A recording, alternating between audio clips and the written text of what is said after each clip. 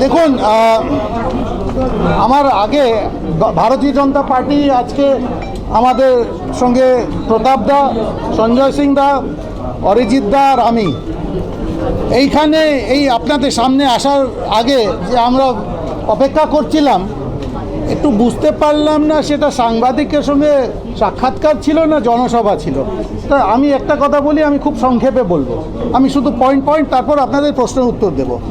এক নম্বর, সবথেকে বেশি যে আমরা খুশি হলাম আজকে গতকাল থেকে তৃণমূলের সুর পাল্টে গেছে। আগে কোনো দিন শুনিনি বৈধ ভোটার এই শব্দ, এখন নির্ভুল ভোটার রোল, একটা বৈধ ভোটার বাদ দিতে পারবে না। আগে কি ছিল, একটা ভোটারের নাম বাদ দিলে 5 লক্ষ লোককে নিয়ে যাব দিল্লি। সুর পাল্টে গেছে, সুর পাল্টে গেছে। আমরা এটা স্বাগত জানাই।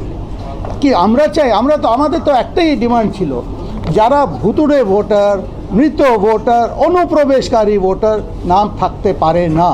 কে চাইবে যে এই দেশের নাগরিকরা ওইখানে এসে ভোট দিক? আরেকটা সোজাসুজি আপনাদের মাধ্যমে আমরা ভারতীয় জনতা পার্টি একটা অ্যালিগেশন করছি। আজকে অল পার্টি মিটিংয়ে বলা হলো একজন সুইসাইড করেছেন, সুইসাইড নোটে লিখেছেন এনআরসির জন্য সুইসাইড করছেন, আর তৃণমূলের প্রতিনিধি বলেছেন আমরা সিইওকে দায়ী করি, সিইও অফিসকে, ইলেকশন কমিশনকে দায়ী করি। ভারতীয় জনতা পার্টি সোজাসুজি তৃণমূল আর মাননীয়াকে দায়ী করে। এনআরসির জুজু কে দেখালো? এনআরসি আসাম ছাড়া কোন প্রদেশে? ওয়েস্ট বেঙ্গলে আছে। আপনারা লোকদের বিভ্রান্ত করলেন। আর ওই যে লোক যদি সত্যি এনআরসির জন্য সুইসাইড করেছে, ইউ আর কালপেবল, এটা সোজা।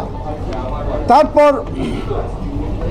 এই যে বিভিন্ন ব্যাখ্যা নিয়ে কথা হলো, আমাদের সাইডের একটা বড় অভিযোগ আজকে আপনাদের মাধ্যমে জানতে পারলাম যে খুব ফেমাস এখানে একজনের নাম পি কে বললেই সবাই বুঝে যায় কে, প্রশান্ত কিশোর বলতে হয় না। দুটো জায়গায় ভোট, বিহারে ভোট, পশ্চিমবঙ্গে ভোট, এটা কি করে হতে পারে? এটা ভুল না। শুনুন, আমরা এখানে, আমি আশা করি সবাই ভোটার কোনো একটা জায়গায়, তো ভোটার নাম তোলার জন্য তো আপনাকে আবেদন করতে হয়। এই আবেদন কি, তার মানে প্রশান্ত কিশোর যে এই ফিল্ডে স্পেশালিস্ট, উনি তো কোচ, কত পলিটিক্যাল পার্টির কোচ, বিশেষ করে এইখানের পার্টির কোচ। এটা উনি কি জানতেন না? দু জায়গায় উনি সই করেছেন। এটা একটা ক্রিমিনাল অ্যাক্ট। আমরা সিইওকে বলেছি কি অ্যাকশন নিচ্ছেন বলুন। আর সবথেকে বড়, ওয়েস্ট বেঙ্গলে কোন অ্যাসেম্বলিতে ওনার ভোট? যেই অ্যাসেম্বলি থেকে মাননীয়া কম্পার্টমেন্টাল পাস করে মুখ্যমন্ত্রী গদিতে বসেছেন, ভবানীপুর। কম্পার্টমেন্টাল তো বলি, যখন একটা এক্সামে ফেল করে তারপর যদি কেউ পাস করে। প্রশান্ত কিশোর দুটো জায়গায় কি করে ভোটার হতে পারে? বিএলএ আপনারা দেখিয়েছেন দ্যাট বিএলএ নাম খুব কম উঠেছে। ভারতীয় জনতা পার্টি খুব কম নাম দিয়েছে, ইচ্ছাকৃতভাবে আমরা কম দিলাম। আমাদের পুরো লিস্ট তৈরি আছে। কম দেওয়ার একটাই কারণ ছিল, আর ওটা প্রমাণ হয়ে গেছে। যত নাম আমরা দিলাম ওদের কাছে হুমকি, চমকি, ফোন কল, পুলিশ আরম্ভ করে দিয়েছে।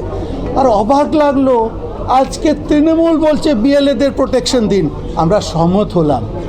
আপনারা যখন বিএলএ জন্য প্রোটেকশন চাইছেন, বিএলএ 2, ঠিক বলেছেন, বিএলএ 2 তো প্রত্যেক বুথে যাবে। আর এই অলরেডি এটা আরম্ভ হয়ে গেছে হুমকি চুমকি। আমরা ইলেকশন কমিশনার সিইও সাহেবকে বলেছি, আমরা প্রায় 6000 ভুল বিএলও নিযুক্তির লিস্ট দিয়েছি। তার কি অ্যাকশন হয়েছে একটু দেখান।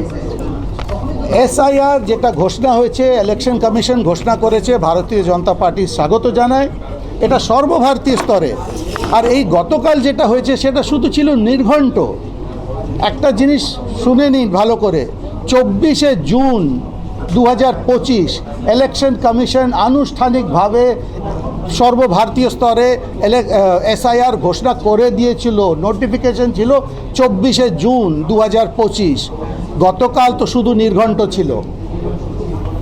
বলছি শিশিরদা, অভিষেক বন্দ্যোপাধ্যায় কিছুক্ষণ আগে